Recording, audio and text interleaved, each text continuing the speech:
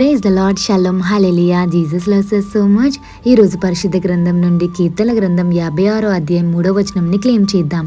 నాకు భయము సంభవించు దినమున నిన్ను ఆశ్రయించుచున్నాను. మీకు భయము కలిగినప్పుడు ఎవరిని ఆశ్రయిస్తున్నారండి?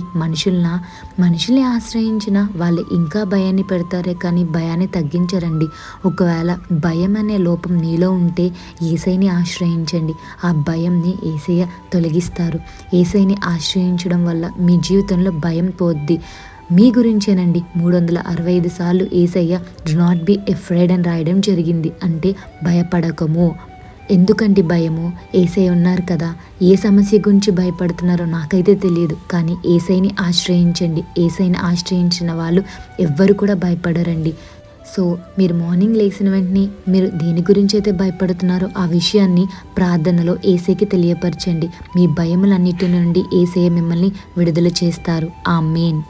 కీర్తనల గ్రంథం 34వ అధ్యాయం 4వ వచనంలో ఉంటుందండి ఈ మాట. నాకు కలిగిన భయములన్నిటిలో నుండి ఆయన నన్ను తప్పించేను. చూశారు కదండి, యేసయ్య తప్పించే దేవుడు. మీ భయము ఏదున్నా యేసయ్యకి క్లియర్గా చెప్పండి. యేసయ్య ఆ భయం నుంచి తప్పిస్తారండి. సో యేసయ్యకి మహిమ చెల్లెను గాక.